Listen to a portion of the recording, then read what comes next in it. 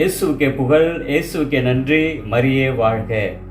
நானாக எதையும் பேசவில்லை, என்னை அனுப்பிய தந்தையின் வார்த்தையை நான் பேசுகிறேன். அன்புமிகு இறை மக்களே, இன்றைய நாளிலே யோவான் 12ஆம் அதிகாரம் 43 முதல் 44 முதல் 50 இறைவசனங்களை சிந்திக்கின்ற வேளையிலேயே, முதலில் என்னிடம் நம்பிக்கை கொள்பவர் என்னிடம் மட்டுமல்ல, என்னை அனுப்பியவரையே நம்பிக்கை கொள்கிறார். இயேசுவினின் நம்பிக்கை கொள்வது தந்தையாம் கடவுள் மீது நம்பிக்கை கொள்வதாகும். இரண்டாவதாக, என்னுடைய வார்த்தையின் மீது நம்பிக்கை கொள்பவர்கள் இறை தந்தையினுடைய வார்த்தைக்கும் நம்பிக்கை கொள்கிறார்கள் என்ற ஒரு இரண்டு விதமான நம்பிக்கையை ஆண்டவர் இயேசு கிறிஸ்து வெளிப்படுத்துகின்றார். மூன்றாவதாக, எப்பொழுதும் தீர்ப்பிடாத ஒரு நல்ல குணம், நல்ல எண்ணம் படைத்த ஒரு உன்னதமான மனிதர் அல்லது இறை மகன் என்று சொல்லும் பொழுது அது ஆண்டவர் இயேசு கிறிஸ்து மட்டுமே. அதற்கு நாம் நற்செய்தியில் பல சான்றுகளை பார்க்கின்றோம். பாவிகளிலும் கொடுமையான பாவிகளை அவர் அழைக்கின்றார், தன் பணியை செய்வதற்காக மத்தேயுவை அழைக்கின்றார். விபச்சாரத்தில் பிடிப்பட்ட பெண்ணை அவர் மனதார மன்னிக்கின்றார், தீர்ப்பிடவில்லை. அந்த மனதார மன்னிப்பு கேட்கின்ற மனதை அவர் மனப்பூர்வமாக ஏற்றுக்கொண்டு மன்னிப்பை மனம் வீச செய்கின்றார். இன்னைக்கு தான் நாம் எதற்கெடுத்தாலும் யாராவது ஒரு சின்ன தவறு செய்வாங்களா, செஞ்சுக்கிட்டே இருப்பாங்களா அப்படி என்று பார்ப்போம். அந்த தவறை திருப்பி திருப்பி செய்யும் பொழுது உடனே நாம் மட்டும்தான் அந்த நிலையில் இறைநிலைக்கு இறங்கி விடுகிறோம்.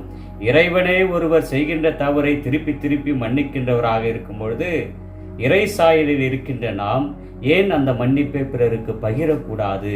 ஆண்டவர் இயேசு கிறிஸ்து நான் தீர்ப்பிடுகின்ற இறைவன் கிடையாது, மாறாக உன்னை அந்த தீர்ப்பிலிருந்து, அந்த சாபத்திலிருந்து, அந்த அழிவிலிருந்து, அந்த பாவத்திலிருந்து, நீ தவறக்கூடிய அந்த நிலையிலிருந்து உன்னை விடுவிக்கின்ற ஆண்டவர், உன்னை காப்பாற்றுகின்ற ஆண்டவர்.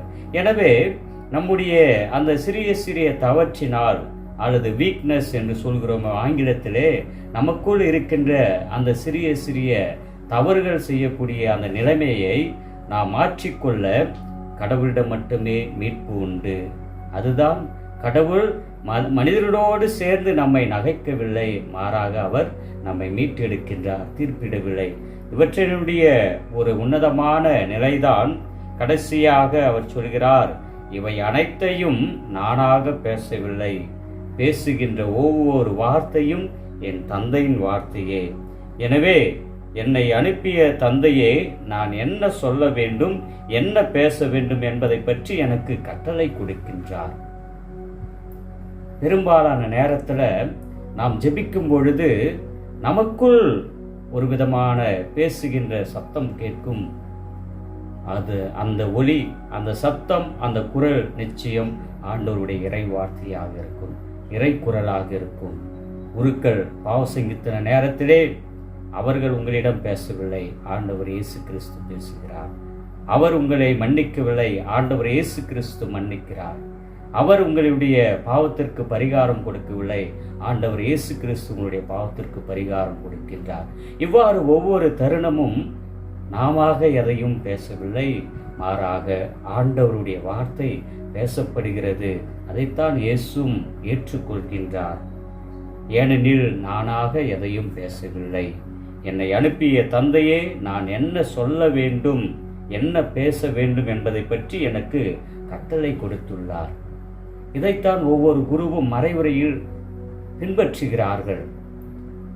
மனித மூளையினால் மட்டுமே அவர்கள் இறைவார்த்தையை போதிக்கவில்லை, தூய ஆவியானவருடைய தூண்டுதலினால் அவர்கள் இறைவார்த்தையை போதிக்கிறார்கள். இறைத்தந்தை சொல்வதை தான் இந்த மனித வாய் எடுத்துரைக்கிறது என்பதை இறை மக்கள் தெளிவாக புரிந்து கொண்டு இறைவார்த்தையிலும் இறைமகன் இயேசு கிறிஸ்துவிடம் நம்பிக்கை கொள்வோம், நலம் பெறுவோம்.